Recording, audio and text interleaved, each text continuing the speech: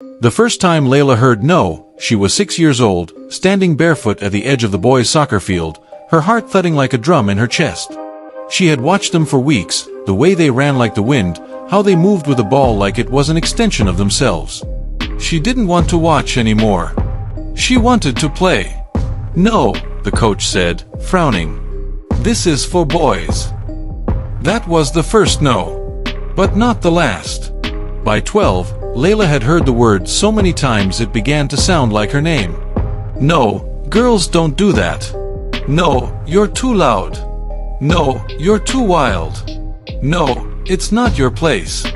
Her mother tried to soften the blow, wrapping her words in love, urging Layla to understand. "It's just the way things are," she'd say. "Sometimes, you have to accept it." But Layla didn't want to accept it. She wanted to rewrite it. She was born in a neighborhood where expectations were laid out like stone paths. Most girls followed them without question. School until 18, then marriage, then children. Layla's house was small, her father tired, her mother constantly busy. Dreams weren't encouraged, survival was. The air was filled with the aroma of spices, the sound of prayers, and the weight of tradition. Still, Layla dreamed. She dreamt of standing on stages. She wanted to become a lawyer, to fight for people who, like her, had been told they couldn't. Every time someone said no, it stoked a quiet fire in her chest. She began to collect rejections like battle scars, not proudly, but stubbornly. "One day," she'd whisper to herself, "I'll turn all these no's into a yes." In high school, Layla was top of her class, but even that came with whispers, "She's trying too hard. Who does she think she is? No boy will marry a girl who talks so much." The words stung, but she used them as fuel. She applied to university programs in law, despite everyone's doubts. Her first application was rejected. Then the second. Then the third. Layla cried silently, the papers clutched in her hand like a personal indictment. But she didn't quit. She wrote essays that bled with truth. She took extra classes, worked part-time to save for entrance exam fees, studied by candlelight when the electricity failed. When she finally received an acceptance letter, her hand shook so hard she could barely open the envelope.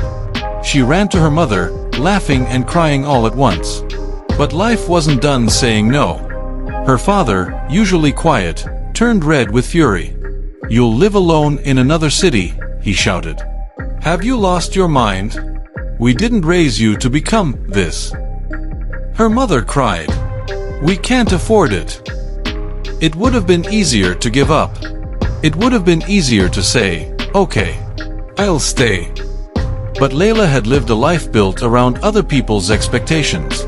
This was her one shot to build a life of her own. She begged. She bargained. She worked even harder, 2 jobs, weekends, tutoring. She sold her childhood jewelry. A distant uncle agreed to help with the first semester. Her father didn't speak to her when she left. University was another battlefield. Everyone seemed to know more. Speak more fluently. Dress more confidently. Layla felt like a fraud in a room of polished certainty. She failed her first major paper.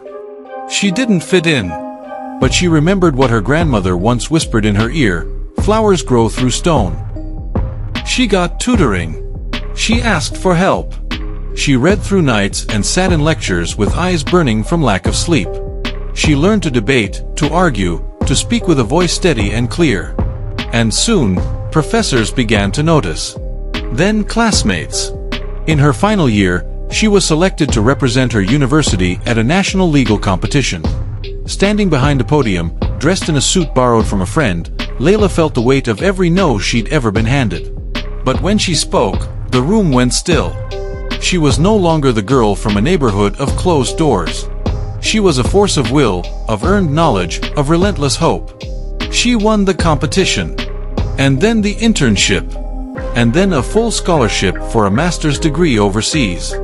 Years later, Layla stood on the steps of a courthouse, not as a student, not as someone seeking permission, but as an attorney. Her parents came to her first trial. Her father didn't say much, but he gripped her hand before she entered the courtroom, and that was enough. Layla knew then that her journey hadn't been about proving others wrong, it had been about proving herself right. Because when life said no, she fought for her yes. And she won.